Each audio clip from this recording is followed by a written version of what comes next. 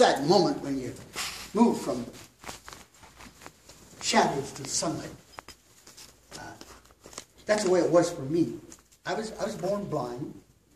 I lived a lifetime of darkness. I didn't even know what light looked like. It was a strange thing to me, and suddenly my brain was filled with brightness. I was dizzy at first, and then my eyes hurt. They hurt when I just used them. I was confused, and I didn't think that I could even distinguish distances, you know. That was a bad part of just getting my sight. And I couldn't recognize faces. Who's that? I don't know. I staggered and I stumbled. But for the first time in my life, I could see. I could see. Now it seemed like the people around me had trouble seeing clearly. I was known as the helpless beggar. But many people had never even seen me standing up, you know, sitting. All of a sudden I was walking.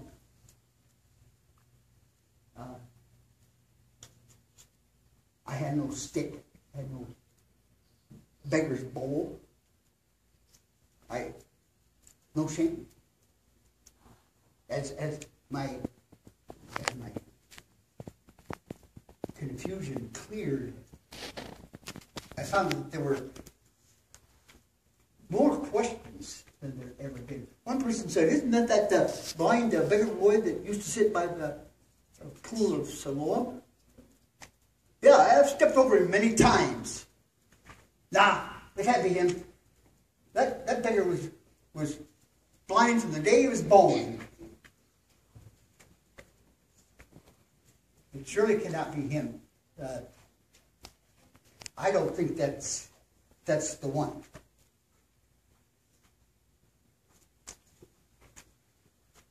It does have a certain likeness to the fellow.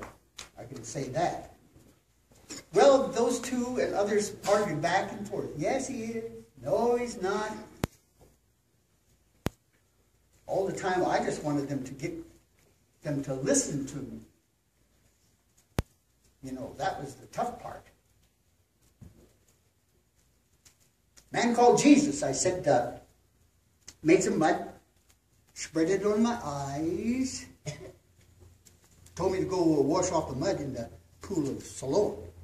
I went, I washed, received my sight. Well, the moment I mentioned Jesus, I had their full attention. Where is he? I said, I don't know. I used to be blind, remember? And suddenly rough hands grabbed me, toted me away. I felt like I was 8 years old again. Some cruel boys from our village followed me and grabbed me. They spun me around. They hit me. Who hit you? They said. If I guessed right, they let me go. If I didn't, they hit me again. It was a game that the bullies played many times. I got pretty good at guessing, I guess you would say. So now I was in front of a group of men, serious-looking men. You used to be blind. How come now you see? I told the story again. You know, Jesus, mud, washing, sight. I don't know why they couldn't just believe me.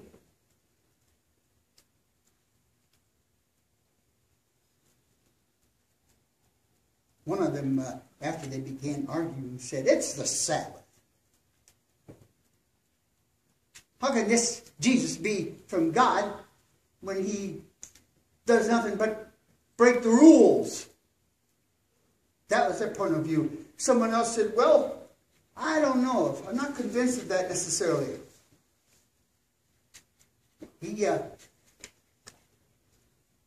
A man sees, he used to be blind. I just think this is the one.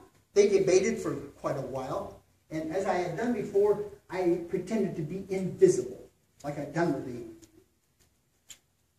bullies from my younger days. And they continued to argue. I wandered on over to synagogue school. And I got to thinking about learning the words of Isaiah. That great prophet had described a suffering servant that would come. And God said to the people, I've sent you as a covenant. I have sent you as a light to the nations. I've sent you to open the eyes that are blind. Well, gee.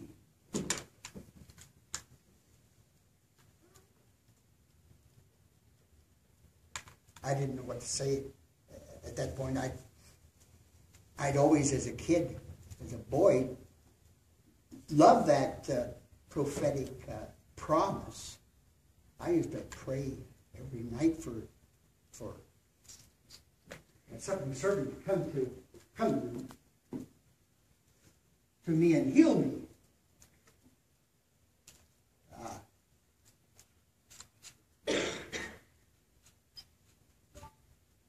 But as I got older, I gave up that sort of praying. It seemed to do no good. But now I could see.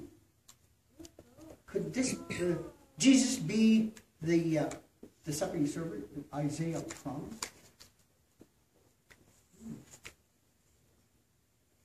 Might be. I was lost in thought so much that I'd even forgotten about the original question.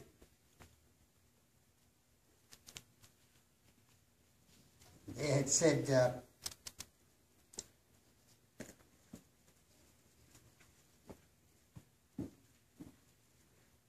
what do you think about him?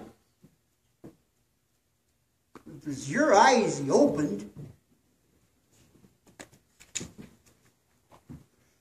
Well, I spoke without thinking. I said, he's a prophet. Well, that was clearly not the right thing to say, because it was the wrong answer to their question. The argument returned to my identity. Was I really that poor blind beggar who used to sit by the pool of Siloam? They couldn't get that settled. And so they found my parents and dragged them into the mess. Now, I didn't have much connection with my parents. To them, I was an embarrassment. I was just a sign of their failure. People were always talking about the situation, what did those people do to deserve such punishment? That's what they would say. They whispered among themselves. Must be some dark secret they're hiding, they would say. Well, that's what really everyone believed, not just them. Everyone believed that. Even Jesus' disciples asked the question, Rabbi, I heard him say, who sinned, this man or his parents? that he was born blind. Well, I got ready for another load, I guess you would say, of, I call it theological garbage. They're talking about that. It was like another tirade against, well, how terrible my family must have been. Jesus said something else. He said, neither this man nor his parents sinned. Wow. Well, I know he said something more, but at the time I didn't catch it. You know, I was overwhelmed with gratitude. I was overcome with astonishment. Jesus would not be my, he wouldn't be my forgiver. He wouldn't be my judge. His business was much bigger, better. Now, Mom and Dad, they hadn't heard Jesus, so they decided to take the easy path. The word was out that it wasn't safe to support Jesus.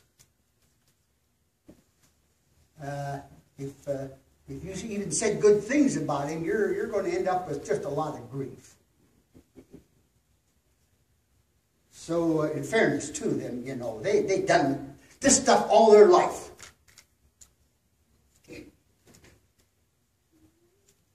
And God,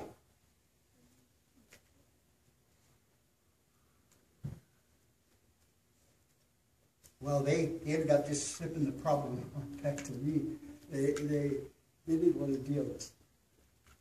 Yes, they said, this is our son. He used to be blind. He used to be blind.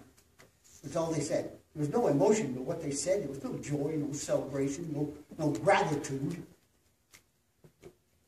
They were terrified. They were terrified. But we don't know what happened to him. He's a grown man, you know. He can speak for himself. Ask him. Well, I was left alone again. Parents, they hightailed it into the crowd again. All of a sudden, a big roar comes up. Their thing was, give credit to God, they said. This Jesus, we know him to be a sinner. I'm so sick and tired of being bullied. I'd had a lifetime of, you know, just resentment and rage. I said, go spread your preaching somewhere else.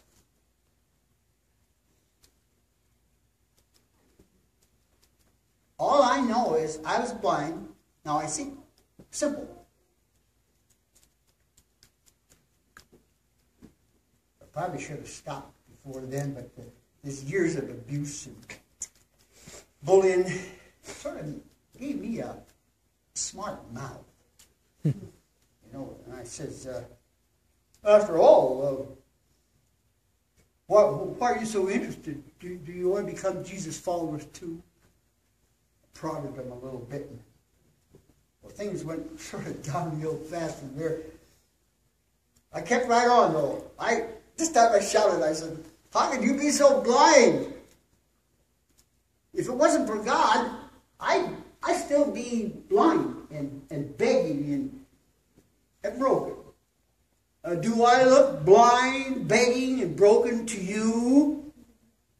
Well, I had to run for my life after that one. I hid in the shadows of the far side of the temple, and that's where Jesus found me. You know the promises of God.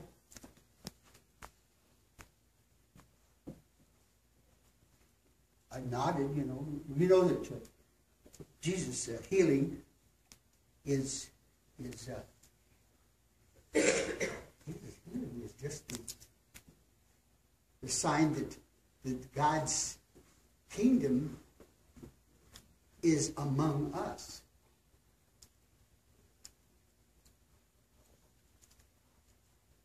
Well, I'd spent years in the dark, waiting for God's light to shine in my eyes and in my heart. And in answer to the question that he asked earlier, who do you trust in the Son of Man? I said, who is the Son of Man? If that's the one who gave me my sight, I'll follow him anywhere. I said that now. Jesus fell on my face at his feet. Well, by then some of the men had caught up with us. We were moving along, and they were hastening in too. And they said, Jesus, you know, had said rather that they're blind sinners. Well, they made him pay for that in the end. And then later they arrested him.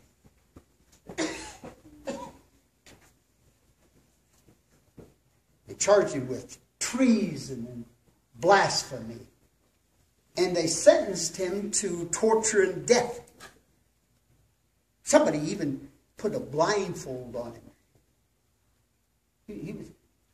Jesus was blind just like me. And they played a cruel game. They hit him over and over and over. And each time they hit him, they said, prophesy, tell us who hit you. When I heard that part of the story, I wept openly. Well, I remembered what that was like for me.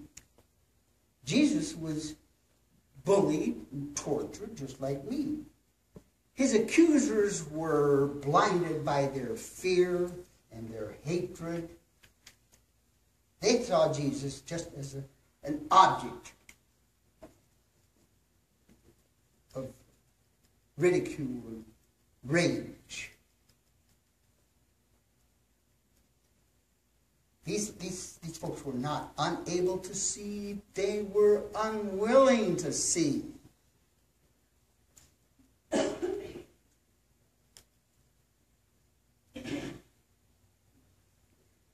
There's no amount of spit and mud can fix that kind of blindness, is there? No, I don't think so. Well, the darkness was not the last word. Yes, they killed him. They buried him in a lightless tomb. They crucified him, and they wrapped him in a shroud of darkness. They drove him out of this world and onto a Roman cross. Now, after that, I remember Jesus' words to his disciples. As long as I am in the world, he told them, I am the light of the world. Darkness couldn't overwhelm him.